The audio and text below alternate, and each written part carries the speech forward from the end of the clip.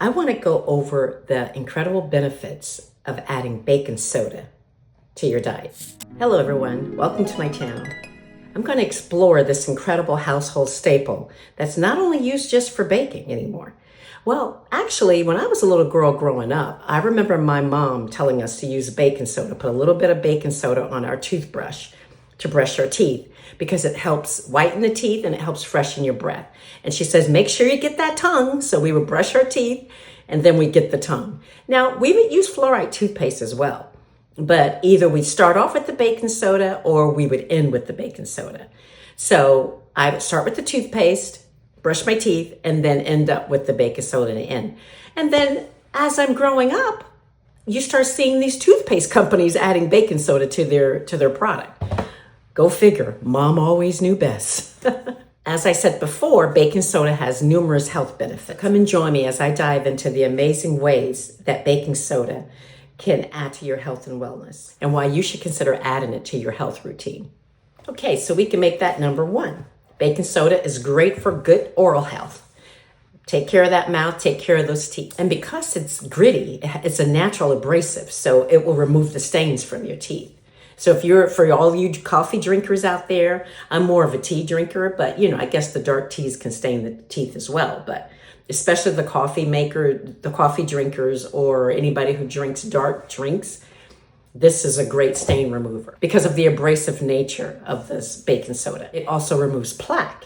So you definitely don't want to build up the plaque because all that extra plaque can add to cavities and other things. Of course, most dentists will say, at least I've asked my dentist, what does he think about it? And he just said, make sure you don't use too much of it because it can become abrasive to the enamel of your teeth. And number two, baking soda can actually help with skin irritation, or if you have a rash. You can just take equal parts of baking soda, mix it with some water, just put enough baking soda in the bowl, make it into like a paste, a thick pasty, and then place it on top of the rash.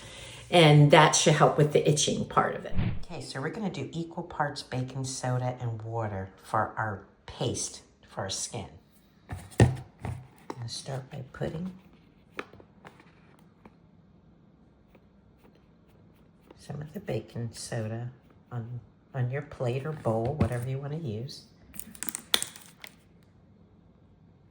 Little drops of water.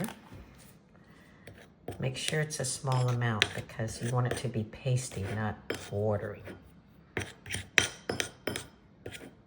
And I use the black plate so you could see the definition better.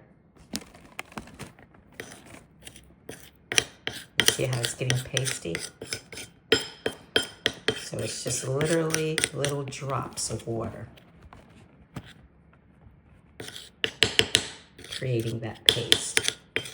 And this might even be a little liquidy, but you get the point. Actually, yeah, it's pretty good.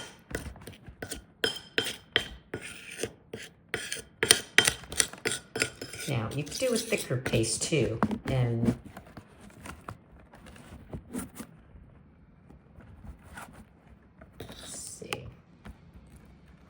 yeah, you can definitely do a thicker paste by adding less water, but you can see the consistency.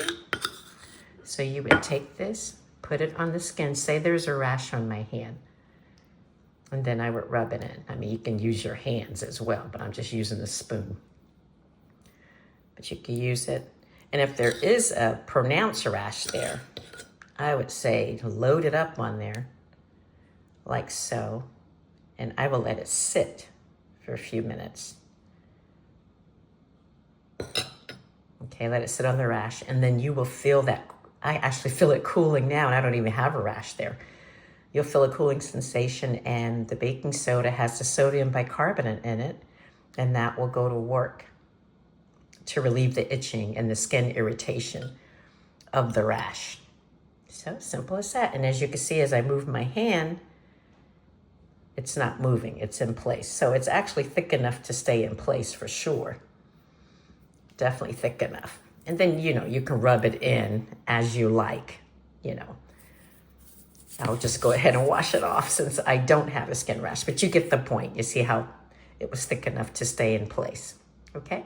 I was actually talking to a friend, and he's more athletic, and he says it kind of helped him with his performance. I actually did a little research that the sodium bicarbonate in the baking soda actually help prevent the lactic acid buildup in the muscles. And if you prevent the lactic acid from building up in the muscles, it will help you have better endurance, and you can work out longer. Just make for sure to put a teaspoon and mix it up before working out. He said he does it about 20 to 30 minutes before he works out, and it helps. So give it a try. Number 3, it helps with your kidney health, believe it or not. I actually heard one of the ER doctors telling one of the young ladies who kept having recurrent urinary tract infections, he gave her a natural alternative, said that she can actually add a teaspoon of the baking soda in her water. It will help neutralize the acidity of her urine, and it will help, minimize the urinary tract infection. And also patients with kidney stones.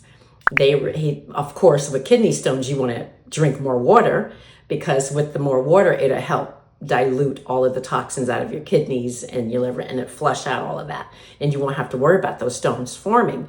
But the doctor was also saying that they can mix the teaspoon of baking soda in the water, and that can also help with the prevention of the future development of kidney stones, and also help with patients with chronic kidney disease. Any of these suggestions that I'm making to you, you're going to consult your healthcare professional, whether it's nurse practitioner, physician assistant, you're going to consult them before following any of this advice. Number 4, most of us know that baking soda can actually help alleviate heartburn. This is one of the most common uses of baking soda, is the prevention of heartburn and indigestion.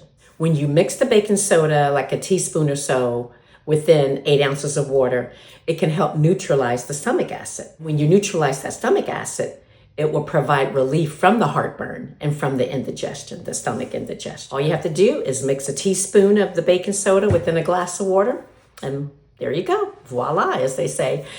Voila. Yeah, voila is French, right? Yeah, okay. Voila. Bonjour. And you will have a quick relief from that indigestion and the heartburn. And of course, number 5, our number one way of using baking soda is, actually, this one came out of my fridge. Pop it open, sit it in the back of your fridge to keep it fresh.